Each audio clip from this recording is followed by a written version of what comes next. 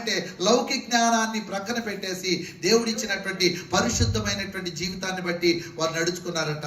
మరి బాప్తిసం పొందావు కదా, నువ్వు పాపిగా ఉన్నప్పుడు యేసుక్రీస్తు వారు నిన్ను ప్రేమించి నీ కొరకు కలువరి శిలువలో తన రక్తాన్ని కార్చి ఆయన రక్తము ద్వారా నీ యొక్క మనసును నీ దేహాన్ని అన్నిటిని కూడా ఆయన నిర్మలం చేశాడు కదా, ఆయన పరిశుద్ధతను నీకు అనుగ్రహించాడు కదా.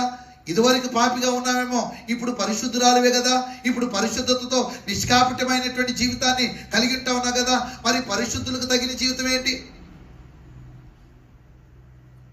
అయ్యా? మరి వారు నన్ను బాధిస్తా ఉన్నారయ్యా, మరి బాధిస్తామంటే నేను నోరు తెరవకుండా ఎందుకుంటాను?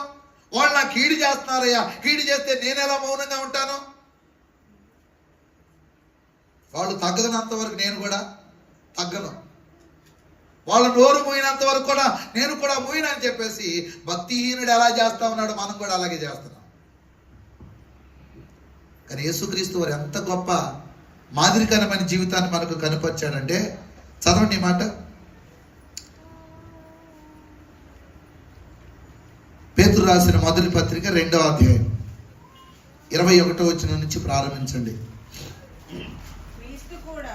క్రీస్తు కూడా మీ కొరకు బాధపడి మీరు తన అడుగుజాడలు యందు నడుచుకున్నట్లు మీకు మాదిరి ఉంచిపోయిను. ఆయన ఏం చేయలేదట? అందరూ